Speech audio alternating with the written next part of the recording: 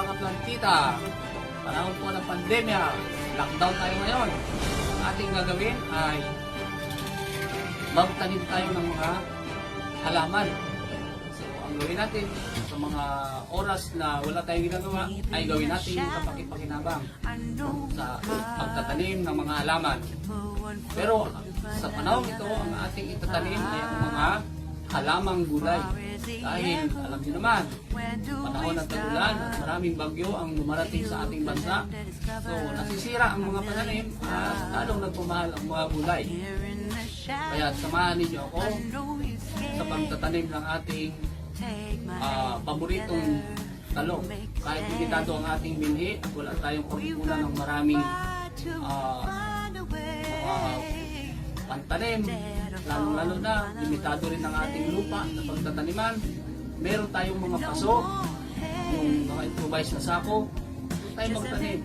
So, isang paraan sa pagpaparami ng ating tanim na gulay, maliban sa binhi, ay pwede rin natin itong paramihin sa pamamagitan ng grafting o ng marketing. So, ang ituturo ko sa inyo mga kaibigan ay paano ang pagmamarkot ng tanim na gulay. So, samahan niyo ako sa pagmamarkot. Ituturo ko sa inyo isa-isa simula sa pagtatanggal ng balat hanggang sa paglalagay ng lupa. Kaya samahan niyo po ako. Pero bago yan, sa mga ngayon pa lang mga panood o nakapunta sa aking channel, huwag niyo kalimutan pindutin ang like button, syempre ang subscribe, at huwag niyo rin kalimutan na i-hit ang notification bell para lagi kayong updated sa mga bago kong video na i-upload at sa mga follow-up na videos na aking gagawin pa. So yan guys, let's go! Samahan niyo ko sa pagtatanim at pagmamarkot ng talong. Let's go guys!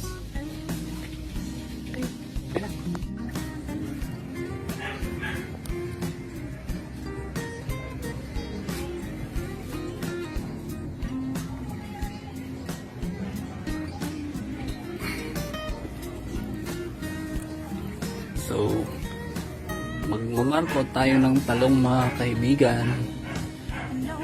Subukan natin i-markot itong isa. Kasi maganda yung bunga. Yung klase ng bini. Ang pagmamarkot natin ay dito sa may baba ng buko. Dito natin siya tanggalan ng balat.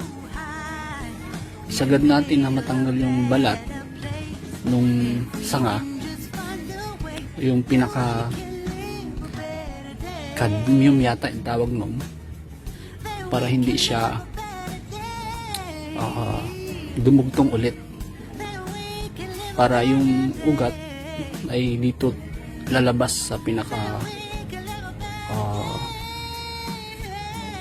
puno sa may buko. So siguro after 1 month update ko kayo sa kalalabasan ng ating markot. So, halika dito. So, ayan. Samahan niyo ako at mamarkot natin ito.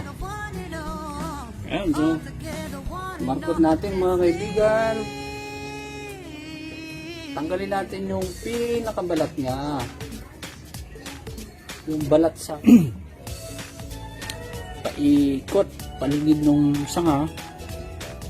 Tapos yun nga, kaya nasabi kanina, dito natin siya balatan simula dito sa may buko pababa, para yung ugat dito siya lalabas sa may buko.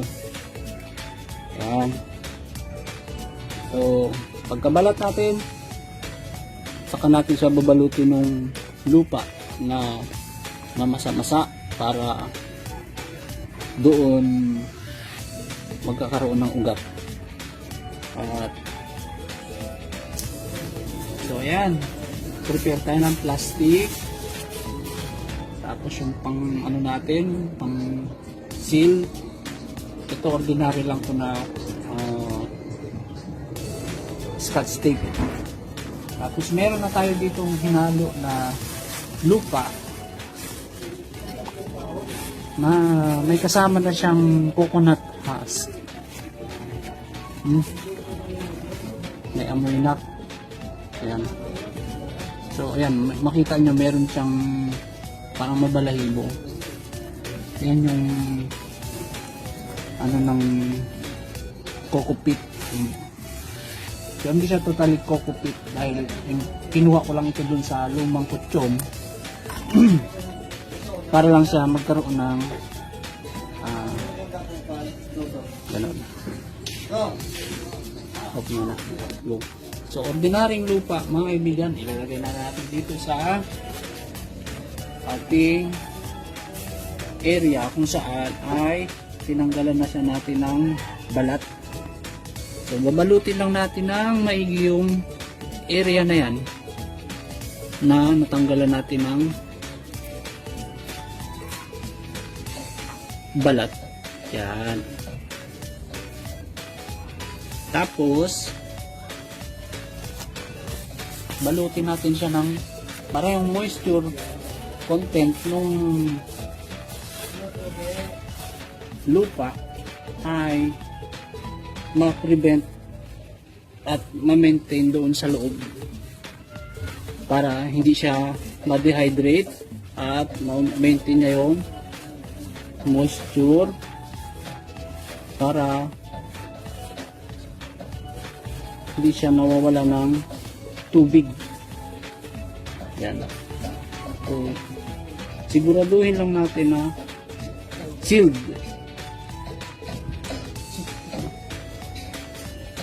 So, lalagyan natin yung pinakapuno yung ang seal ko ay yung ordinary lang na tape, kaibigan. So, lalagay natin pang seal yung tape na ordinary. Yan, higpitan natin pa makawala. Yan.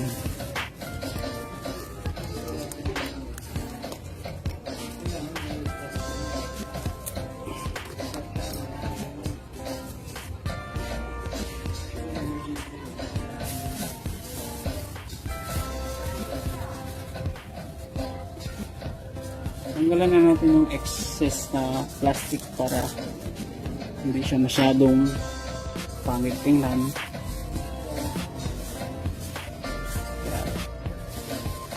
Para maayos yung pagkabalot. Balutin lang natin siya na maigi mga kaibigan.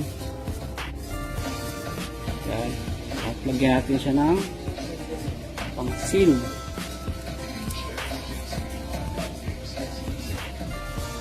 Para hindi siya sumingaw.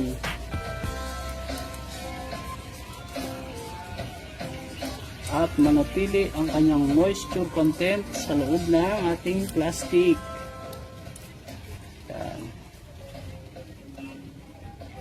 Ilagyan natin paikot. Yan. Okay na yan. Tignan natin ito. So, mag-prepare din tayo ng panali para ma-secure natin yung ilagay nating tape ay hindi matanggal kasi pag nabasa yan may tendency na kakalas yung tape yung nilagay natin. Ganun din dun sa bandang ibaba. Lagyan natin na ganun. Kita natin yung katamtaman lang. Yan. Pwede natin siyang paikot dito.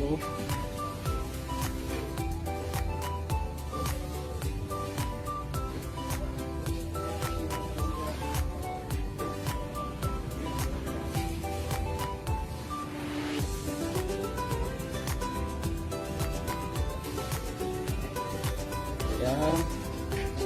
Tali lang natin para matibay.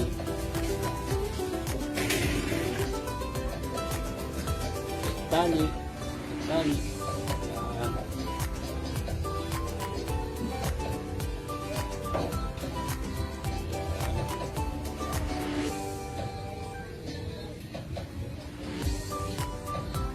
Post mo. Yan.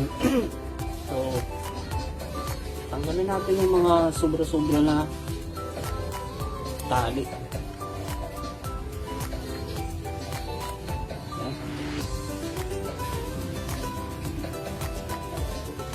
na mga kaibigan.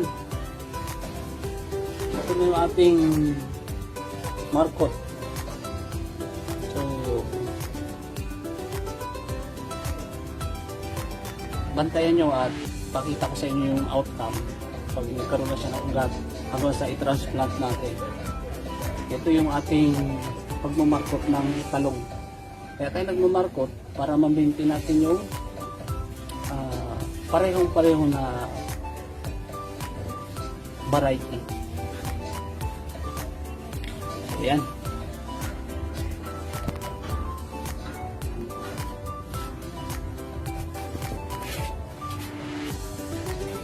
Ayan.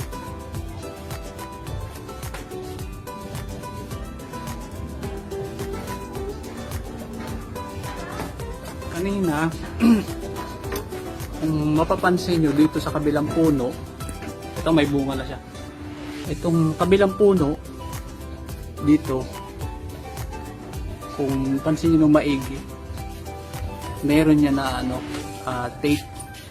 Binalot ko siya ng tape kasi yun dapat yung imamarkot ko, pero sa halip na kalahati lang yung mapuputol ay masyado matalas yung ginamit ko, naputol na tuluyan.